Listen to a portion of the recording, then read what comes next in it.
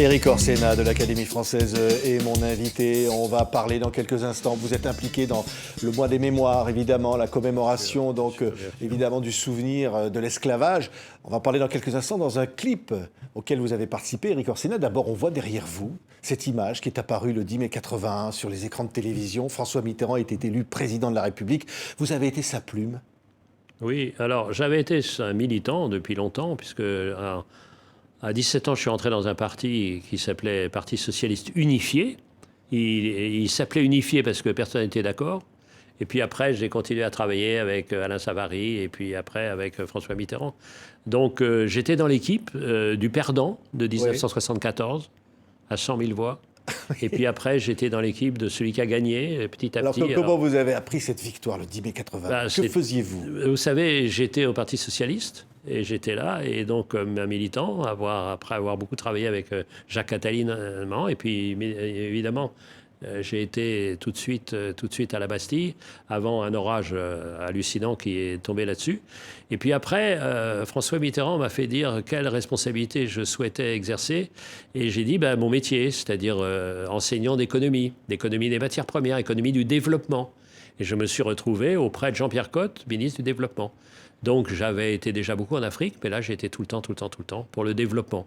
Parce que François Mitterrand, c'était ça aussi. Il y avait la dimension française, avec les retraites, avec la peine de mort, etc. Mais il y avait la dimension internationale, la dimension de l'aide au développement. Quel souffle il voulait donner justement à cette politique internationale, notamment vers l'Afrique?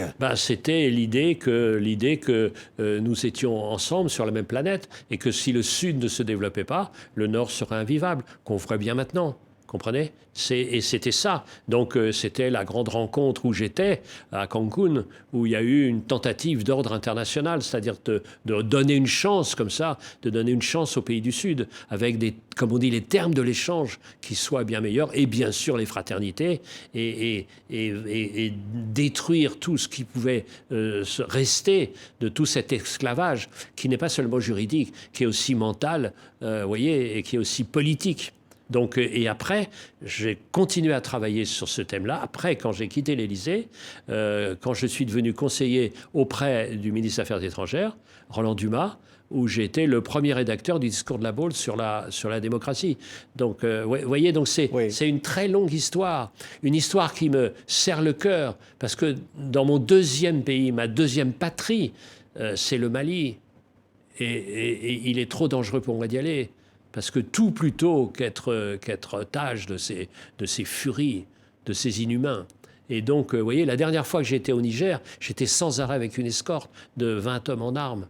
C'est terrible ce qui est en train de se passer là. Donc cet espoir de fraternité, elle est là, elle portait, et c'était ancré vraiment dans la personne de François Mitterrand. Oui, vous écriviez comme ça les discours. Oui. Comment ça se passait? Il y avait toujours l'administration qui vous proposait des exemples, des thèmes, etc. Et puis vous les mettiez en forme.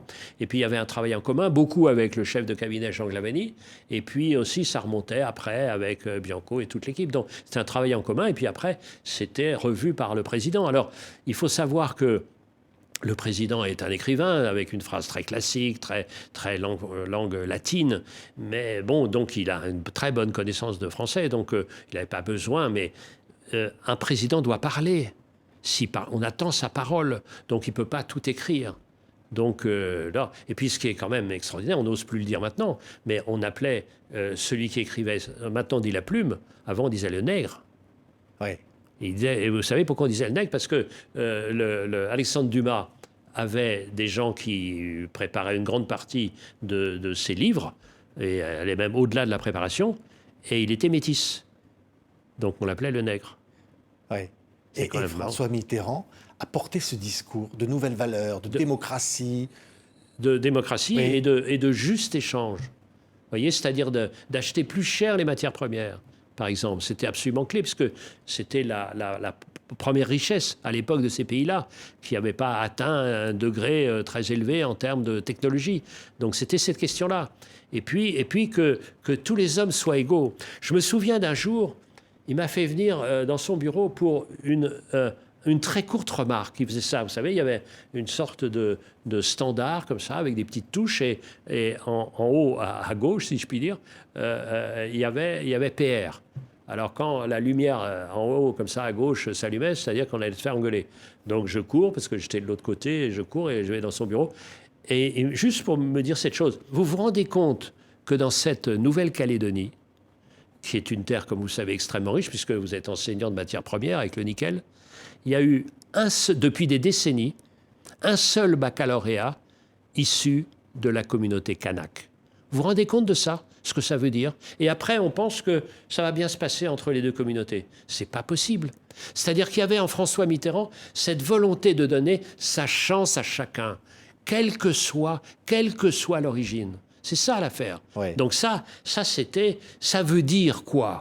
Ça veut dire aussi qu'il y a une certaine forme d'esclavage qui n'est pas morte. Moi, dans ce mois de la commémoration, c'est évidemment dénoncer cette horreur, mais dénoncer toutes les métamorphoses de cette horreur. Parce qu'on voit des tas de gens, du travail des enfants, de voir des trafics divers, et en Afrique même, il y a encore des formes d'esclavage. Oui, on voit des images de clips que Leila Si, réalisatrice, a fait. Vous apparaissez d'ailleurs, je le disais, Éric Orsena, on voit ces images. Alors, Leila Si, oui, est exceptionnelle, parce qu'elle nous met comme ça en forme et tout ça. Elle avait l'impression, chef d'orchestre, qu'elle mettait en forme comme ça notre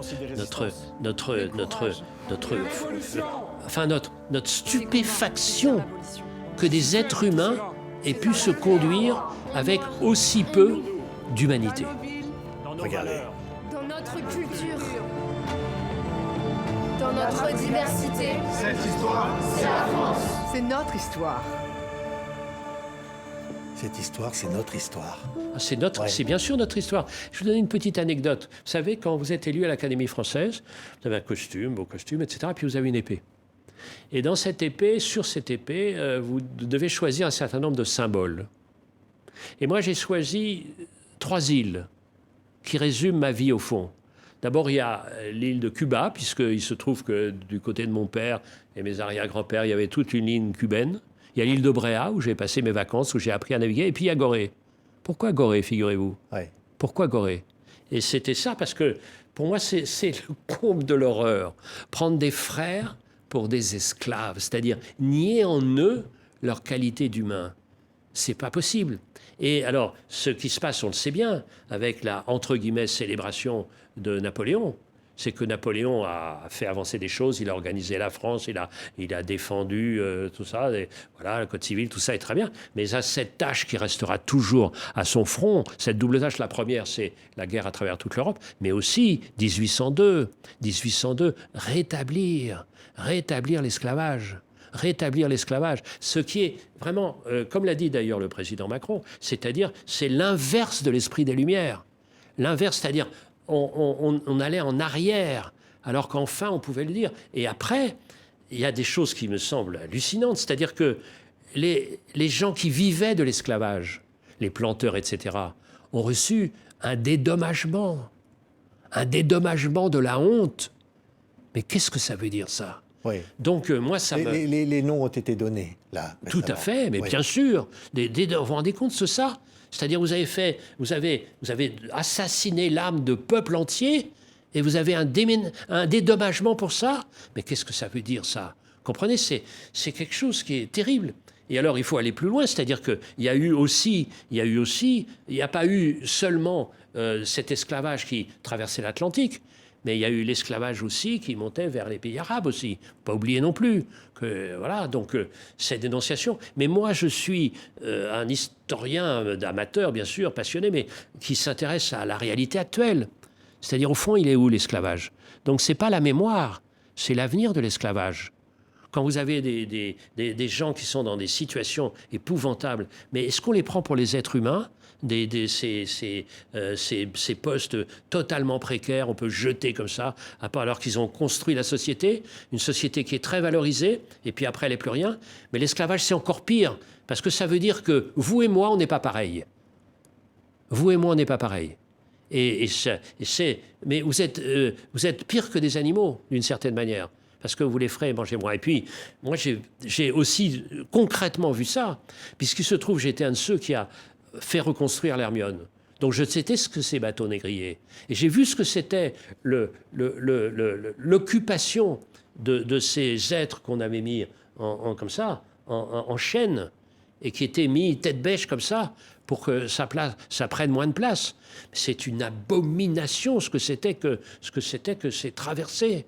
Enfin, c'est pas possible. Ouais. Mais encore une fois, moi, ce qui m'intéresse, c'est évidemment pour ça que j'ai participé à ce clip, et je serai prêt à participer à toutes les actions dans tout ce domaine, aller dans les classes, partout, raconter moi-même, c'est ce qui se passe aujourd'hui, aussi. Et c'est pour ça qu'il faut dire, cette histoire, c'est notre histoire. Cette Histoire histoire à tous. Cette histoire est la nôtre, et cette histoire est un risque pour nous tous. Car ceux qui ont été des patrons d'esclaves, ils peuvent à leur tour devenir esclaves. À leur tour.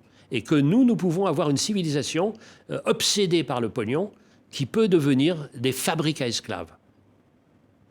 Et il y a quelque chose qui me frappe énormément. Vous savez, l'argent est le meilleur des serviteurs, c'est le pire des maîtres.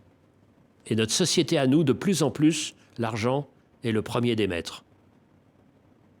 Alerte. Merci. Éric Orsena, je rappelle que vous publiez La Passion de la fraternité. Quel beau mot pour parler de Beethoven, c'est publié chez Stock, votre dernier livre. Merci beaucoup, Éric Orsena, d'avoir été avec nous. C'est moi. Je pensais que ça...